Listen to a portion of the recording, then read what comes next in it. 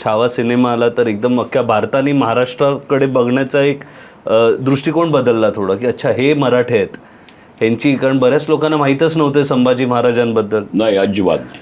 आपली अख्खी पिढी जी इंग्रजी सिनेमे बघून इंग्रजी शिकली आहे, तर तसं काही OTT सिनेमे. मुळे आता खूप सोपं झालं. अच्छा, त्यांच्या इकडे आता बघता येतं. त्यांना मिळते, त्यांना मराठी बघायला मिळतात. तुम्हाला आश्चर्य वाटेल की मी इतके मराठी ॲक्टर कार्यक्रमाला बोलले, त्यातल्या 3 लोकांची नावं ऐकल्यानंतर भरपूर प्रतिसाद मिळाला मला पाकिस्तानमध्ये. कोण आहेत? एक वर्षा उसगावकर, अच्छा. दुसरा सिनियर सोनाली कुलकर्णी आणि रोहिणी आटंगाडी. कारण या हिंदी बॅकग्राऊंडही आहे, मराठी बॅकग्राऊंडही Background आहे. आहे. आणि ही आपली मराठी आहे हा त्यांना एक मोठा अभिमान. आणि आता हिंदीत काम करते, त्याच्यामुळे त्यांच्या मिटिंग्सला प्रचंड प्रतिसाद पाकिस्तान. ते लोकांनी येऊन मीटिंग वगैरे केल्या. प्रश्न आम्ही काय करतो की प्रश्नोत्तराचे कार्यक्रम ठेवतो, अच्छा. मुद्दामून इंटरॅक्शन. आणि त्यांना येणाऱ्या गेस्ट आहे, या सोनाली कुलकर्णींना खूप भारावून गेले, कारण पाकिस्तानमध्ये माझ्या सगळ्या सिनेमाची नावं माहिती आहे, सगळे बघतात. वर्षा उसगावकरांना आश्चर्य वाटलं, रोहिणी त्यांना आश्चर्य वाटलं.